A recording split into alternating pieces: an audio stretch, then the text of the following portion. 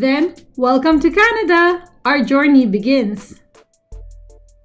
Ang part 2 ng timeline namin ay summarized below. First, I completed my 2-year program, then I applied for Postgraduate Work Permit or PGWP. Since my husband's OWP is linked to my study permit, I have to apply for an extension of his OWP as well, so he can continue working here. During this time, I also recreated my EE profile in preparation for PR application. I will tell you more about this later.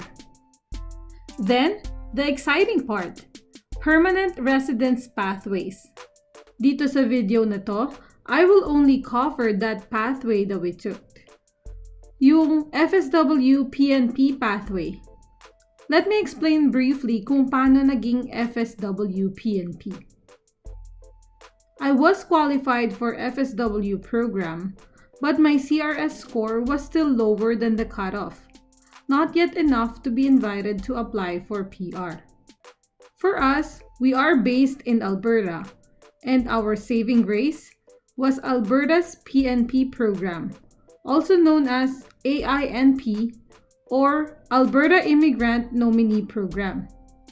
Habang nakatambay ako sa EE pool, waiting to get 1-year Canadian experience, we were invited by AINP to apply as nominees. April 26, 2019 ang last day of school, and 2 weeks after that, I received the completion letter from SAIT. This letter stated that I completed my program.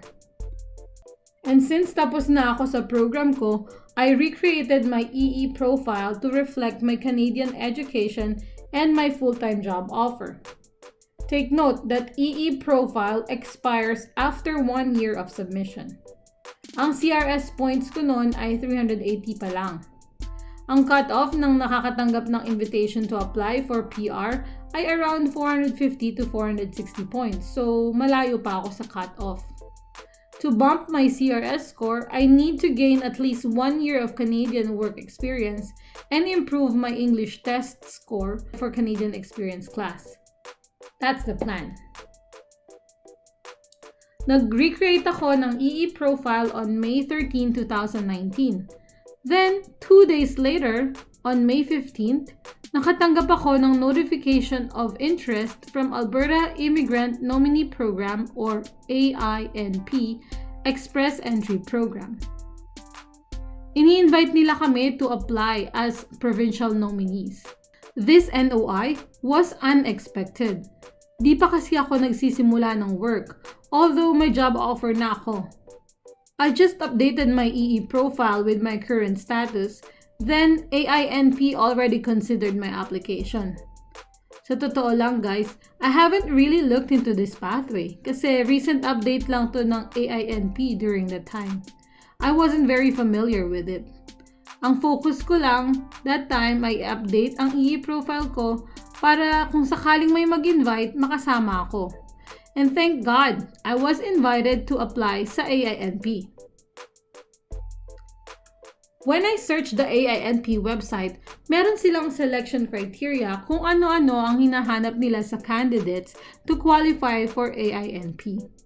The link is in the description below. Based on that criteria, I was qualified na pala.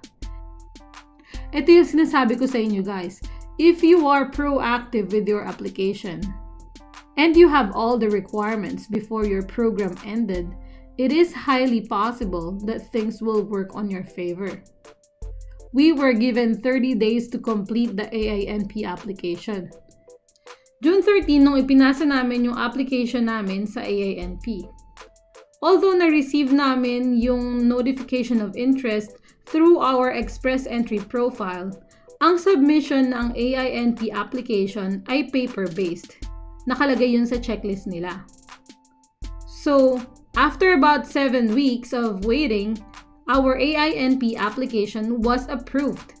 Nadagdagan ang CRS score namin ng 600 points. From 380 points, it became 980 points. So, if you are an international student in Alberta, please take advantage of this. I will be doing another detailed video about our AINP application soon. August 1, 2019, nakatanggap kami ng extra 600 points. 2 weeks later, August 12, 2019, nakatanggap na kami ng invitation to apply for permanent residency in our Express Entry profile. So guys, this is just about 4 months since natapos ko ang program ko. April 2019 to August 2019. Sa EE round of invitations na to, August 12, 2019, 466 points ang minimum cut-off. Pero dahil lang score namin ay 980 points na, thanks to AINP for the extra 600 points, nakasama na kami sa 3,600 candidates na na-issuehan ng ITA. Dito pa lang guys, sobrang saya na namin.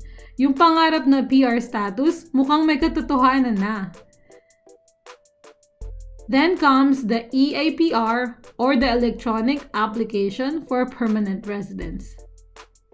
On October 11, 2019, we submitted our online application and the first update we got was on October 31, 2019.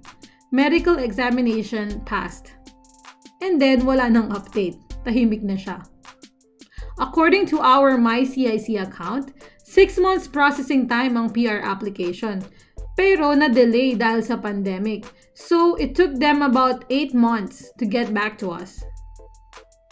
On May 28, 2020, we received the most awaited email of all, the Confirmation of Permanent Residence email. We are officially Canadian PRs. Sa wakas! To sum up our timeline, 1 year and 8 months as a student, then about 1 year for PR application, including the waiting time.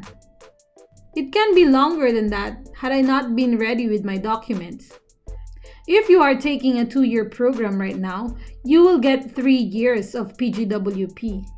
So that should be enough time to process your PR. Pero, why wait if you can finish processing early, diba?